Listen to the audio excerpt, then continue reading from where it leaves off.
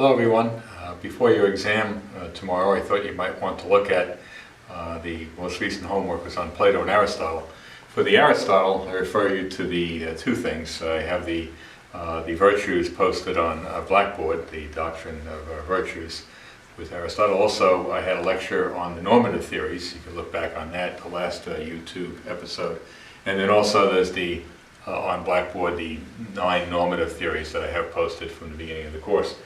So Plato is the teacher of Aristotle.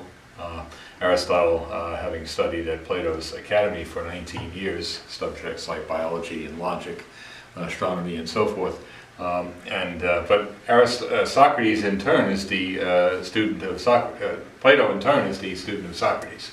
So Plato his dates are 428 to 348, just for interest's sake, and Socrates 469 to 399. So when Socrates died, Plato was a 29-year-old man.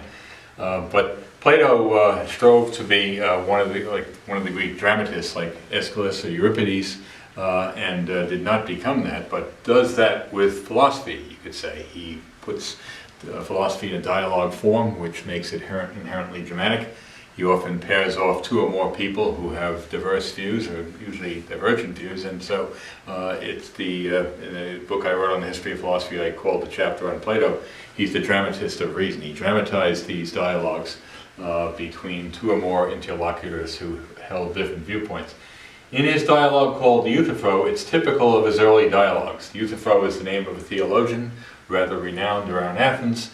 What makes it typical is that many of the early dialogues, Plato is answering some question, what is X? In this case, X is piety, or holiness, or goodness, or justice. It means all of those things for the Greeks. For a current audience, piety is something like a religious tinged holiness, but for the Greeks it has a broader application.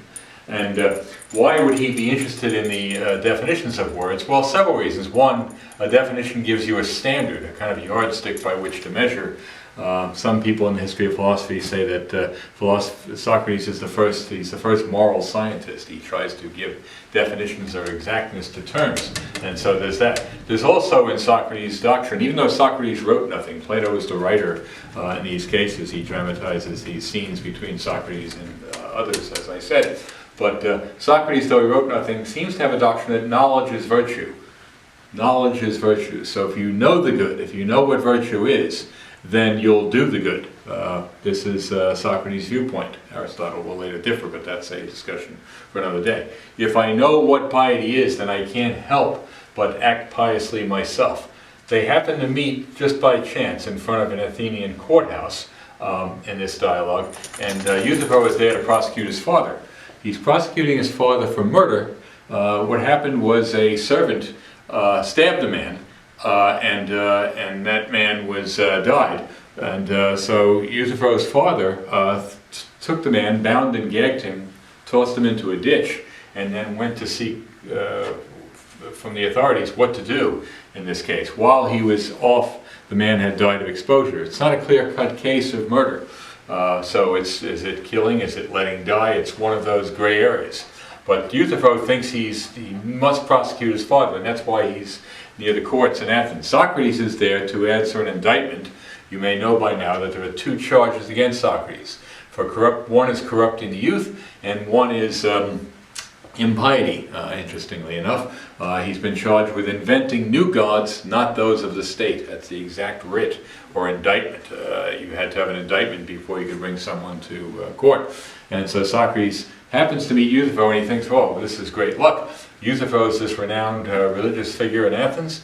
If I just download from Euthyphro's brain, I can figure out what piety is, and I can use that in my defense. Socrates is going to have to appear in the apology, a defense of his. He will go on trial for these 2 charges, corrupting youth and impiety. So he now will learn from Euthyphro what piety is. So Euthyphro starts out saying that piety is, you'll notice the reading for this week, piety is what I'm doing now, prosecuting my father for wrongdoing. It doesn't matter, he says, if it's your father or anyone else. In fact, and he has it, he then quotes the the mythology, Greek mythology. So it's kind of he's kind of a religious thinker who's going to amplify or support his position by using religious texts. Socrates says, remember though, I didn't ask you what an example was of piety. I asked you for what a definition is of piety.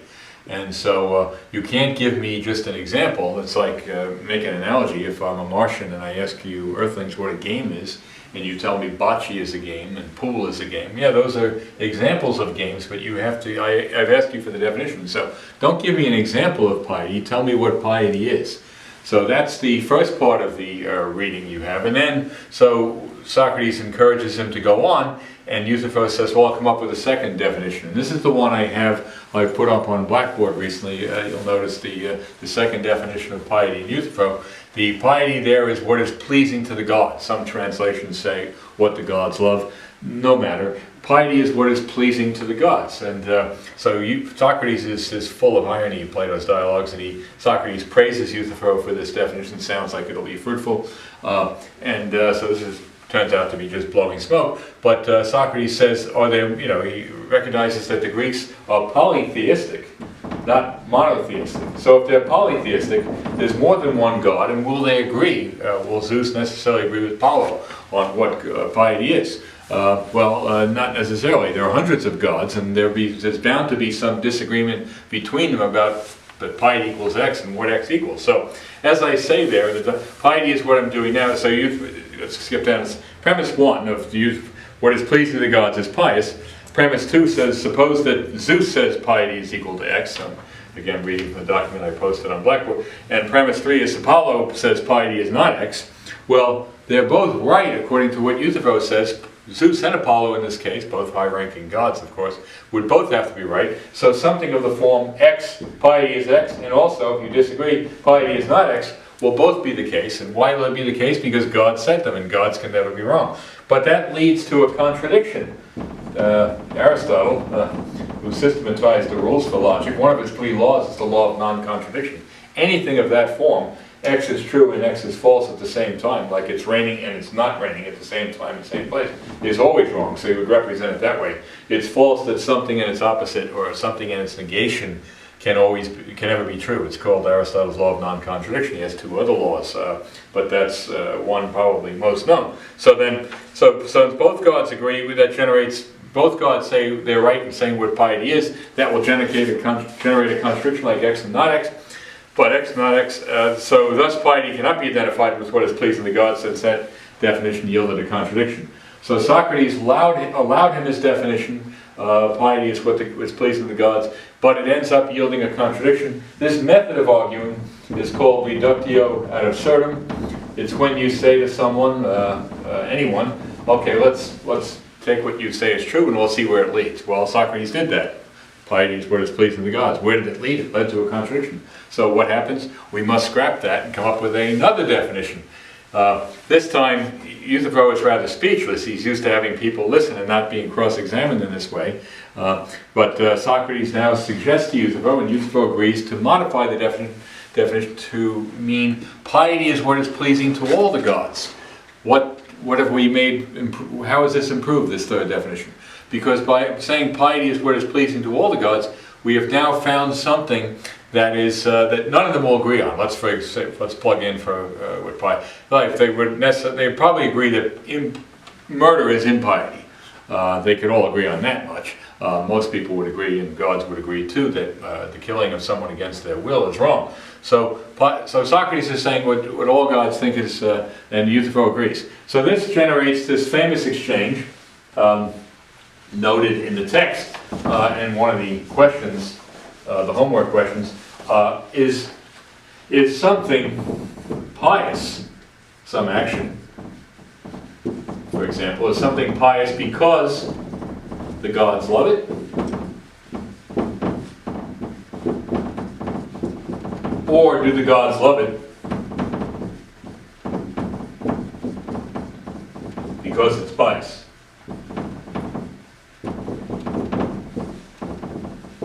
Well, Euthyphro believes one of those, and Socrates believes the other. Is something pious because the gods love it? Well, Euthyphro seems to think so. That's his position. If you believe that something is right because God approves, or wrong because God disapproves, that's called the divine command theory. I'll just say DCT, the divine command theory. Socrates thinks, no, that can't be the case. Something, if the gods love it, they would love something because it's pious or because it's good, not the other way around. It's not good because they love it. So that would be Socrates' position, so I'll put an S in the latter one. To see who's right, just plug in some actual instances. If you help someone across a busy intersection, an elderly person, let's say, and you do it for no selfish motive, you just want to help them. If there's a God and God sees that action, is it a good action or a pious action because the God loves it? Or does God love it because it's good? It must be the latter. It's a good action and that causes God to love it. God's loving it didn't cause it to be good. Rather, the action of the charitable action or the benevolent action I'm talking about there is good in itself. Or we used to say good in and of itself, and not good because some God approves of it. It's rather, so that's what all that talk is about in the middle of dialogue about carrying and being carried, seeing and being seen, and all this. It's about what comes first, which is cause and which is effect. And it must be the case that something is good and that causes God to love it. God's loving it doesn't cause it to be good. The absurdity of that position, if you say what Euthyphro is saying, that God loves it and that causes it to be good. If God were to say tomorrow, thou shalt murder, thou shalt steal or lie, then those things would have to be good. Why? Because God said them. That's absurd. Rather, the actions are right or wrong in and of themselves, and then God consequently approves in the right case and disapproves in the wrong case. Another thing that Euthyphro seems never to quite grasp this point if you follow the dialogue, Socrates is asking still, what is the essence of piety? Even if we agree that piety is what the gods love, what is it that they love? Let's back up, go further upstream. They must love. We still need to get to the essence of what piety is, and you'll see that word essence being dropped in before this lengthy conversation over the third definition is over. It's like if I were to say to you, if I asked you what is a tennis ball, and you said a tennis ball is green and fuzzy. Well, lately they're green and fuzzy or yellow and fuzzy so they can be seen at dusk or later. They weren't always that way. But if you were giving me the green and fuzzy definition, you're not giving me the essence of a tennis ball, you're giving me an attribute of a tennis ball, namely that they're green and fuzzy. That's not the essence of them. So to define something, to capture something's true nature, we're asking for its essence, so it's true that. So what is this pious thing that the gods love? To say that they love it, we want to know what it is that they love. And so Euthyphro hasn't provided the goods. Shortly thereafter, Socrates asks for a definition yet again, and Euthyphro says, after a fourth attempt at a definition, sorry Socrates, I must be going. And so he did sustain the conversation for some time. But Socrates is better at this cross-examination known as dialectic than just about anyone in the history of philosophy. And it's been said that Plato writes better dialogues than anyone in the history of philosophy because he doesn't just care about the answer, but cares about the process of getting there. David Hume, George Berkeley, they all wrote dialogues in the modern period, both very good. David Hume's dialogues concerning natural religion, his arguments for atheism and agnosticism. George Berkeley's arguments for the opposite. George Berkeley, a bishop later in life, but his dialogues are very compelling.